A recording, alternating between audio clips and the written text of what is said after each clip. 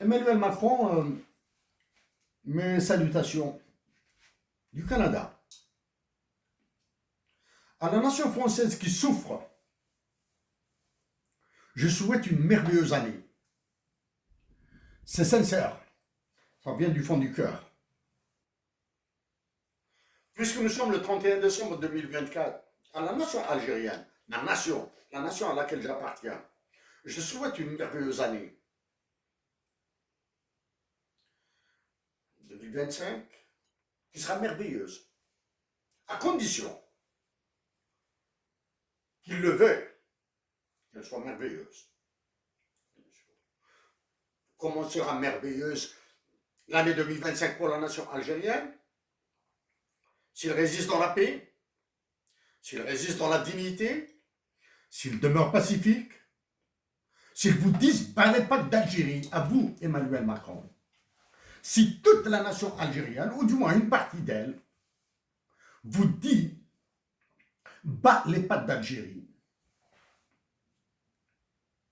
que 2025 soit une année apaisée pour la nation française et la nation algérienne. Ainsi, elles pourront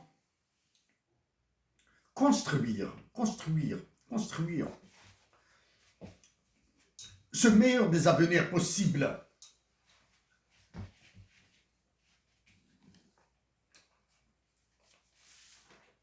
Emmanuel Macron, la guerre que nous menons dure maintenant depuis 8 ans environ.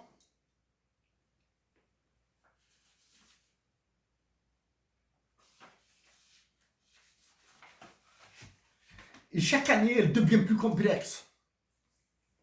Mais comme je l'ai dit à David Malpass, ancien président de la Banque mondiale, I will go all out for my country. À vous, je vous le dis en français. Je ferai tout ce que je peux pour ma patrie Algérie. Tout, absolument tout. Pour ma patrie Algérie.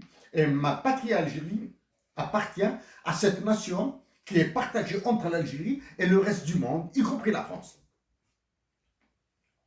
Voilà. Emmanuel Macron, récemment, un Algérien du nom de Ammar Slimani, du village d'Etmlifish dans la région de Tazmalt à Béjaïa, a été assassiné de 6 balles par des policiers français, du moins par un policier français hors service.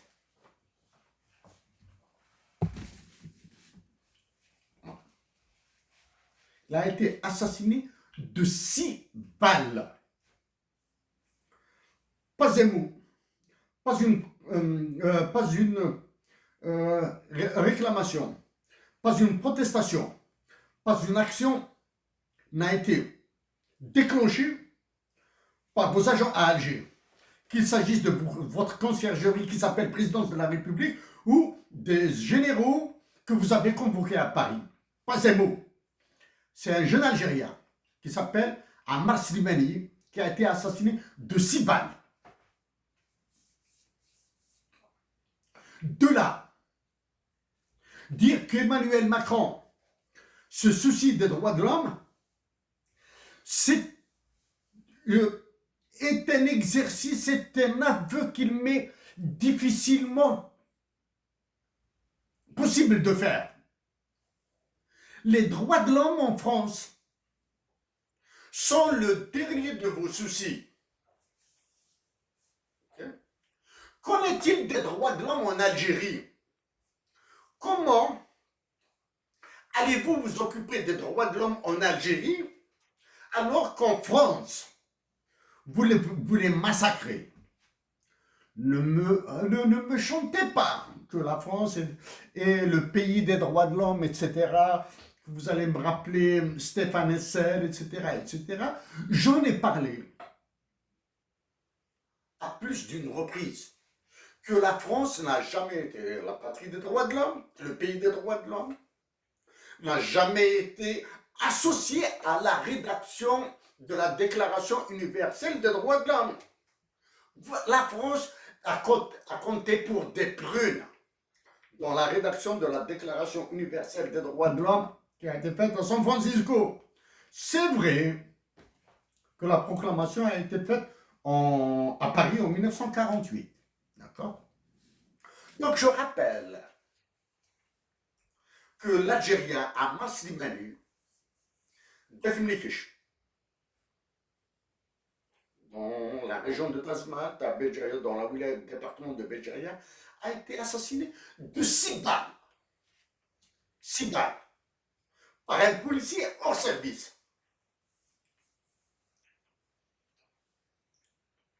Vous faites, cette impunité fait porter la honte à tous les hommes politiques français, qu'ils soient décideurs ou opposants. Elle fait porter la honte à tous les intellectuels français qui sont demeurés silencieux face à cette abjection, l'assassinat de Amas Slimani.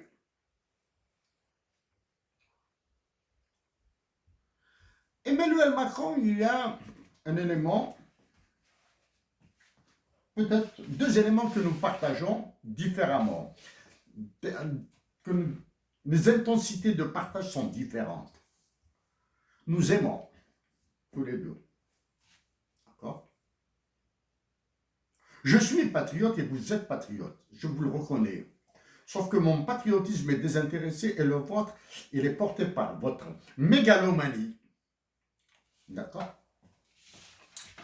Allez-vous massacrer encore l'Algérie? Je reviendrai avec plus de détails après. Emmanuel Macron, dois-je avouer que mon intelligence est plutôt réduite comparée à la vôtre? Pourquoi? Je le dis, pourquoi je dis que mon intelligence est réduite par rapport à la vôtre? Parce que vous êtes dans une direction politique, vous prenez des décisions. Moi, je suis en dehors de la décision politique. Donc, il nous est difficile de comparer nos intelligences en termes de pragmatisme, d'efficacité et d'efficience. Difficile. Je vous le dis, Emmanuel Macron, sachant que je me suis présenté à l'élection présidentielle de 2024. En Algérie, malheureusement, je ne suis pas élu. Voilà. Si à la prochaine élection présidentielle en Algérie, je sors vainqueur de l'élection après un 2e tour,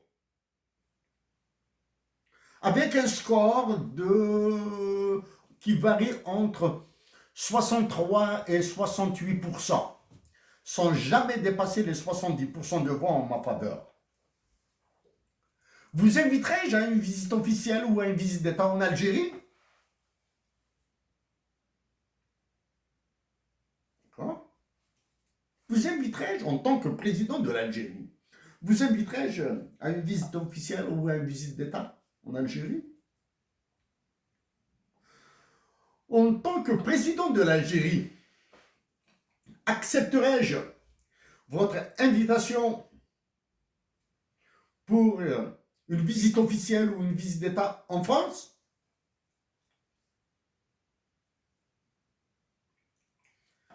Je vous laisse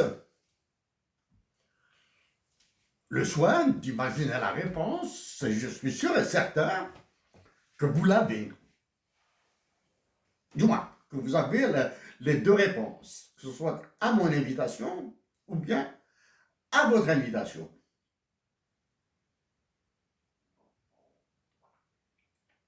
Dans l'éventualité d'une rencontre avec vous,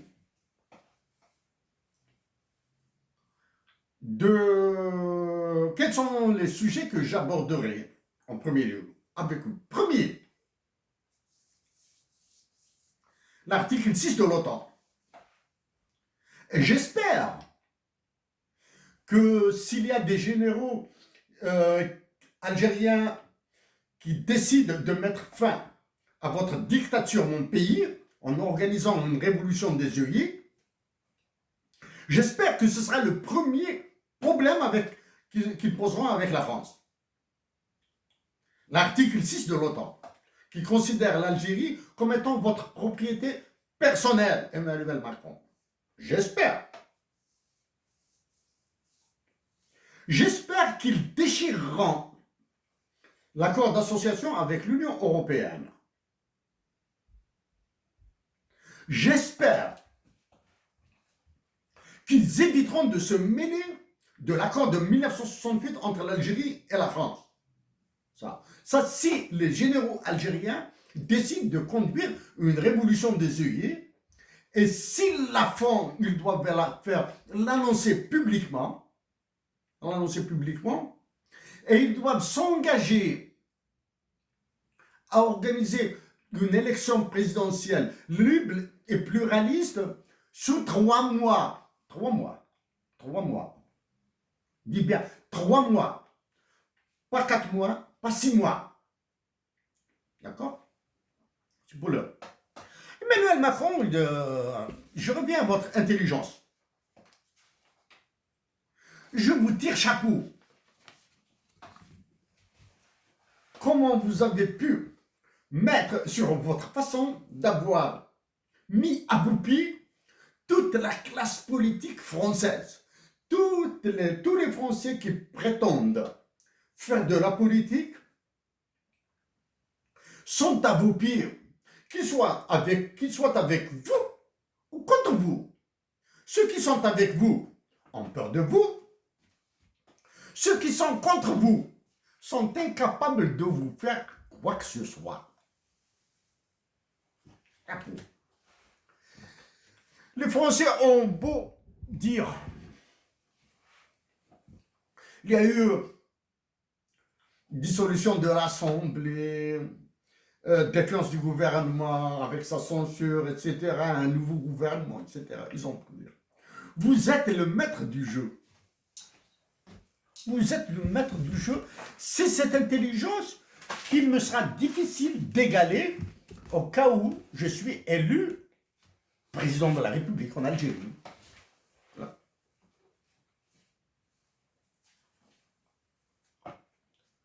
Emmanuel Macron, après avoir parlé des droits de l'homme et de l'assassinat de Ammar Slimani, je veux plutôt parler plutôt de ce que vous êtes en train de faire en France.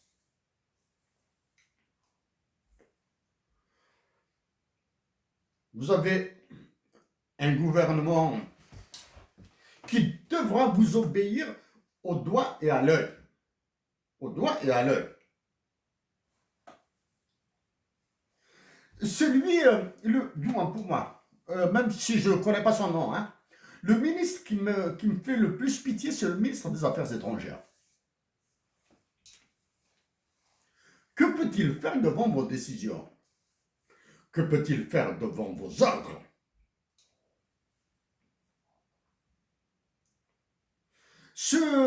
Ma surprise vient de votre Premier ministre. Pas chef du gouvernement. Premier ministre. Et non pas chef du gouvernement. François Bayrou. Le champion politique français de tous les échecs. C'est l'homme politique français qui incarne l'excellence de l'échec. Il est le Premier ministre.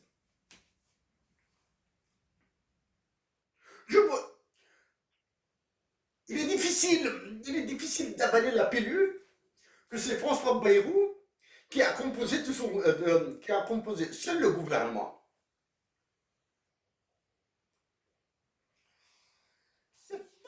D'une intelligence endiablée.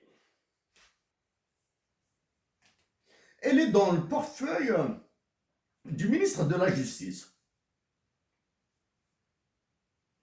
Un ministre français qui a mis l'opinion publique française dans tous ses états.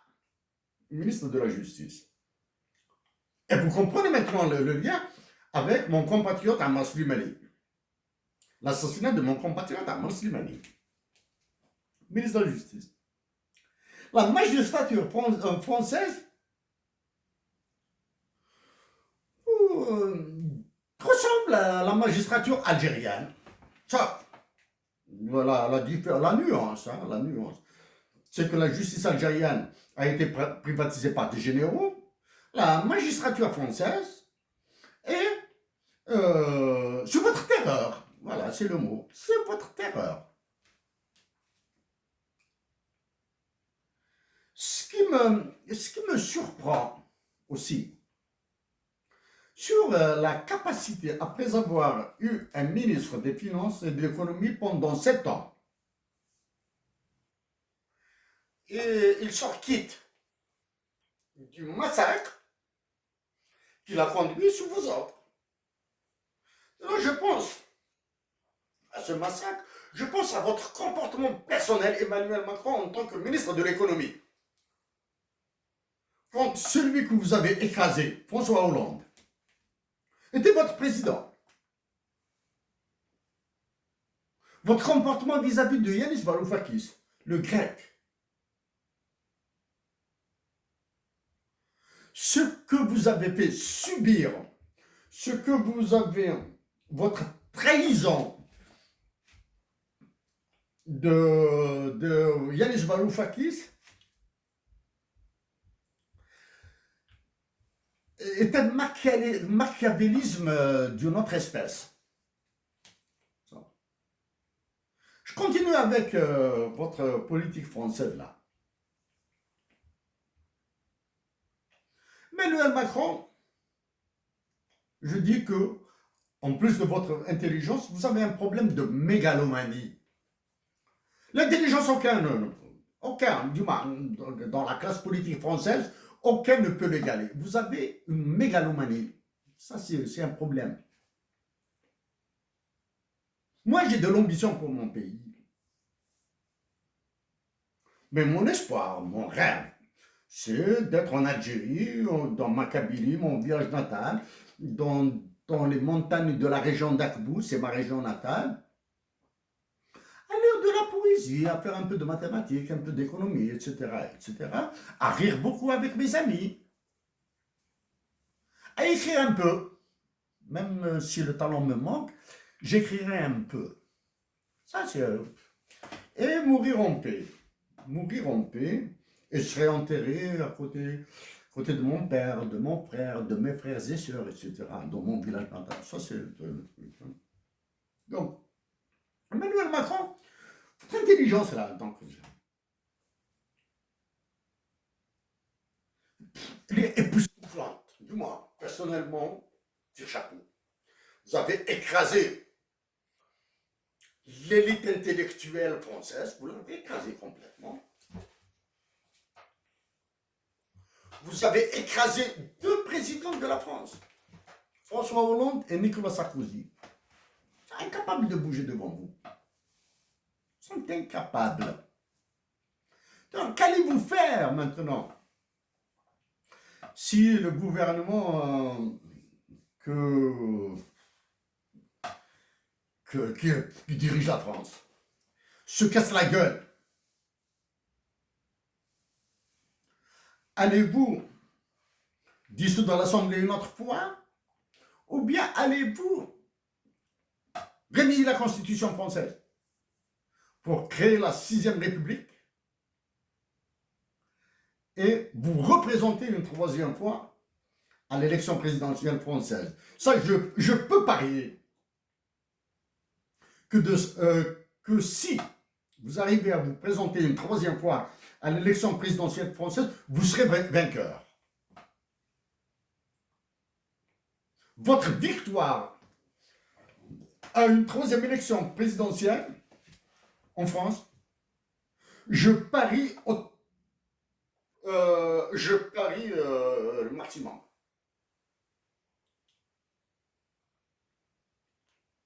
Si vous réussissez à réviser la Constitution, est-ce une possibilité pour vous? Oui, car une possibilité, c'est possible. Il vous a été possible de faire l'impossible, de réviser une constitution, c'est banal. Allez-vous réussir à l'imposer? Oui. Allez-vous réussir à imposer votre façon de voir la France? Certainement. Allez-vous trouver de l'opposition? Certainement pas. Parce que, qu'il s'agisse du pauvre Jean-Luc Mélenchon, qui fait, malgré tout le bruit qu'il fait, etc., il est incapable de faire quoi que ce soit. Il est impuissant. Quant à vos menaces avec ces histoires d'extrême droite, etc., ça c'est du pipi de chat, là. Vous êtes dans une autre dimension de réflexion politique.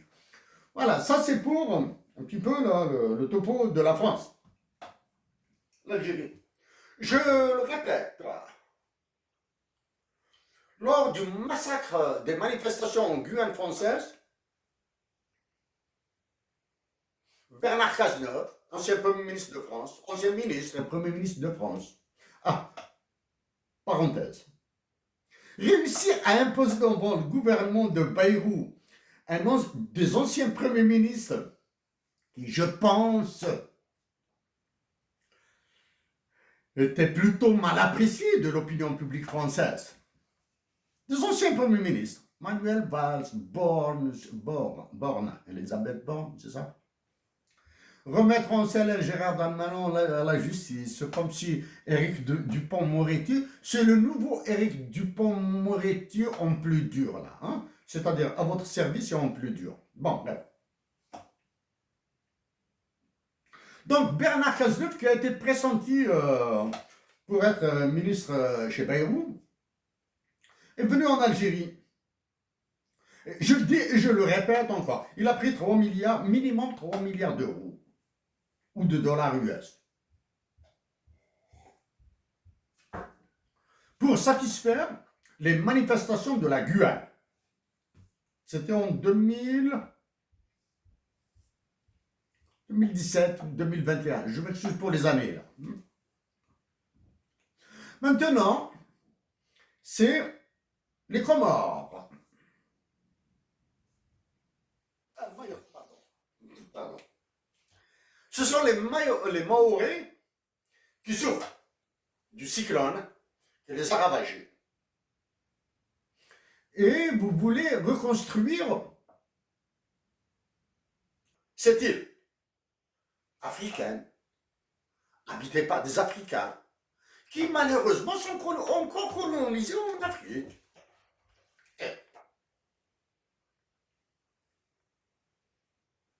Mayotte est une terre africaine. D'accord?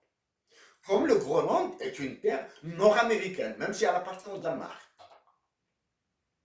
Les Maoris sont des Africains. Si vous aimez les Maoris, prenez une partie en France, logez-les en attendant de reconstruire.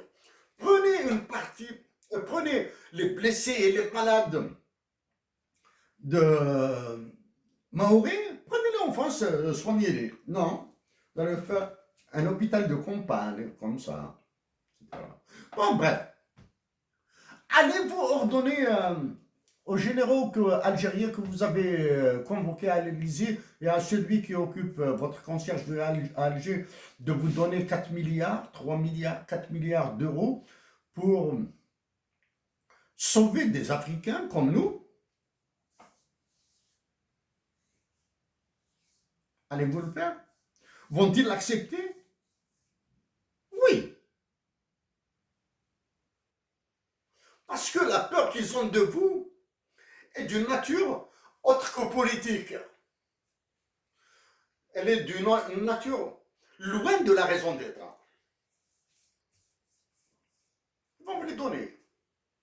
Algérien, Massimani a été assassiné et non, ils sont demeurés muets comme des carpes.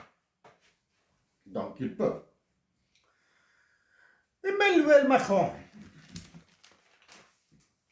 est-ce que vous êtes intéressé par la partition de l'Algérie? Oui. Vous allez avoir des enclaves que vous allez gérer, que vous, en tant que président de la France, les futurs présidents de la France, géreront à leur guise. C'est des morceaux. Ça, c'est un morceau du Tchad que je gère. Ça, c'est un morceau de l'Algérie que je gère. Ça, c'est un morceau du Mali que je gère. Ça, c'est un morceau du Niger, du Soudan que je gère. Ça, c'est un morceau que je vais former d'une partie du Niger, d'une partie du Mali et d'une partie de l'Algérie que je vais gérer à ma guise. Oui.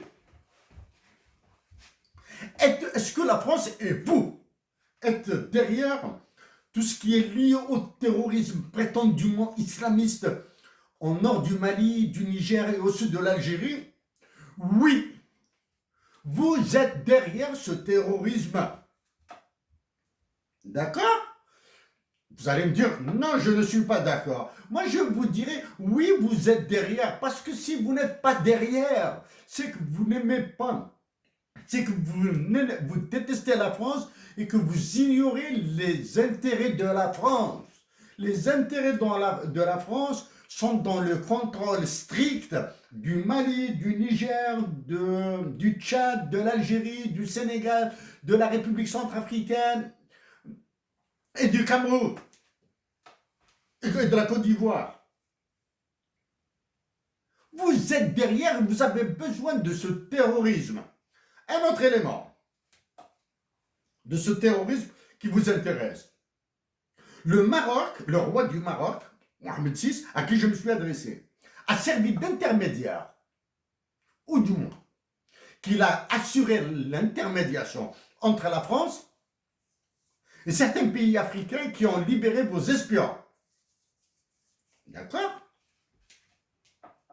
Ça veut dire que les espions français sont omniprésents en Algérie, au Maroc, en Tunisie, Mali, Niger, etc. Tous ces pays. Je suis fatigué de citer, de faire la litanie des pays. Emmanuel Macron. Je vous le répète, parce que si vous lâchez ces pays, c'est que vous allez lâcher les intérêts de la France. Ok? Les intérêts de la France. Maintenant, à l'entrée en fonction du nouveau président des États-Unis d'Amérique, du président en cours, il est en fonction. Donald Trump, et vous allez voir encore peur. Il y a un aspect.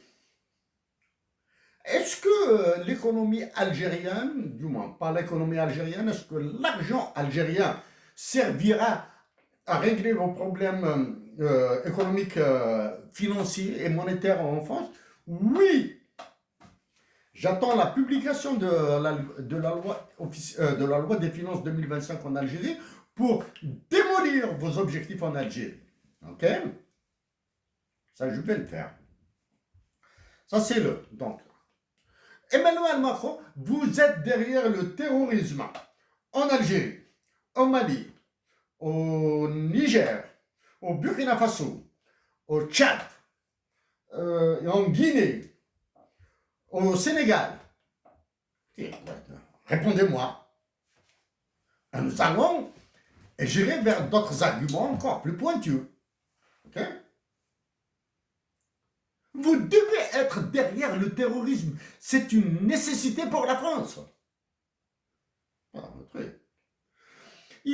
C'est une nécessité pour la France de balayer sous le tapis toute la question des droits de l'homme. Combien de fois avez-vous dénoncé la violation massive des droits de l'homme en Algérie? Combien de fois? Si vous l'avez fait ces derniers jours, c'est que vous êtes en train de faire pratiquer aux généraux algériens et à celui qui occupe la présidence un jeu de la poule mouillée, de chicken game. C'est-à-dire dans toutes les configurations, ils sont perdants. Dans toutes les configurations. Mais Emmanuel Macron, j'ai travaillé pour les droits de l'homme des Algériens à travers le cas de certaines personnes en Norvège et au Canada. Et au risque de me répéter, la France est loin d'être le modèle des droits de l'homme.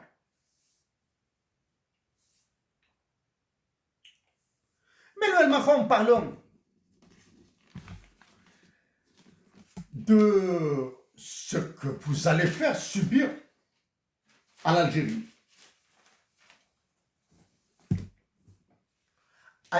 Êtes-vous capable de le faire seul? Non, vous n'êtes pas capable.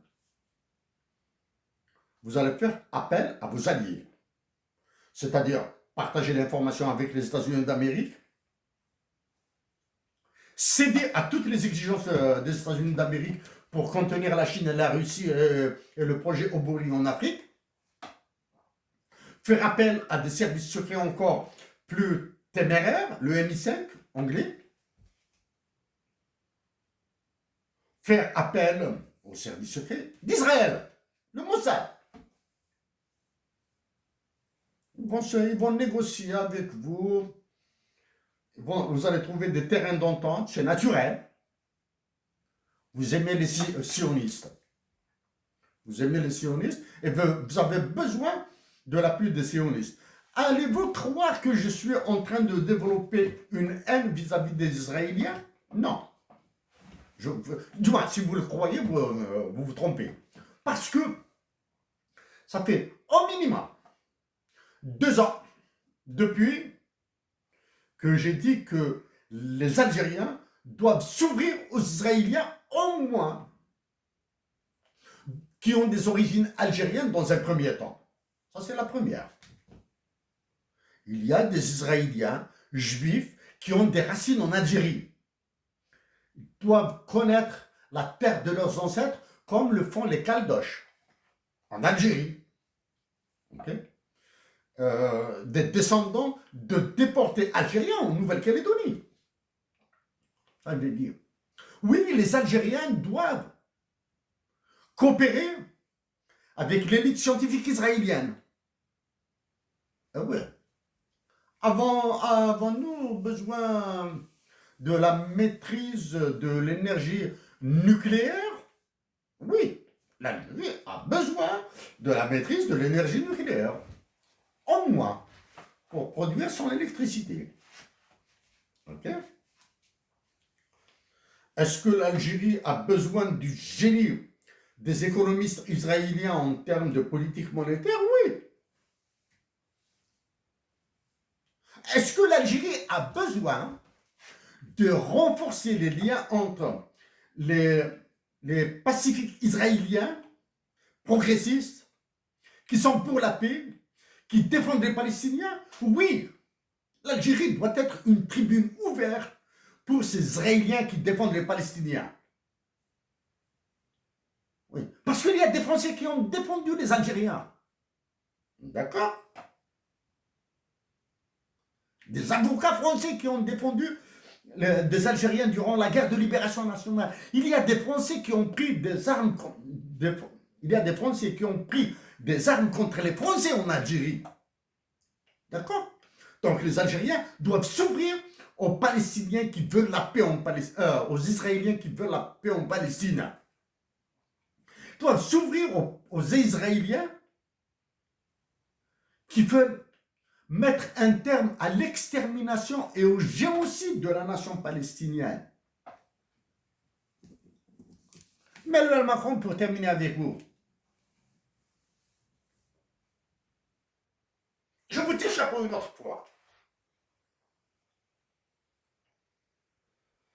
Vous avez fait perdre le nord aux militaires du Burkina Faso, du Niger et du Mali, qui ont réussi la prouesse de construire une alliance, mais qui sont incapables de quitter le franc CFA. Je vous rappelle que le franc CFA est une arme de génocide, de fiducide monétaire. Okay. Ce que vous avez réussi, vraiment, vous avez réussi à faire taire. Je commence par le Premier ministre du Sénégal, Sonko. Vous avez réussi à le faire taire. Et vous avez réussi à faire taire Bassirou Diomaye Faye, le président du Sénégal. J'ai commencé par Sonko. et ensuite le président du Sénégal. Vous avez réussi à les faire taire. Comment? Parce que vous avez manipulé tout le Sénégal. Depuis que les élections se produisent au Sénégal, c'est vous, c'est la France, c'est vous qui les dirigez. Vous avez manipulé le précédent président du Sénégal, Macky Sall. Et là, comme par enchantement, le président du Tchad qui est passé maréchal, là, qui est sur la voie du comportement de son défunt père, et comme par hasard, plus aucune opposition tchadienne. Mais Emmanuel Macron, nous avons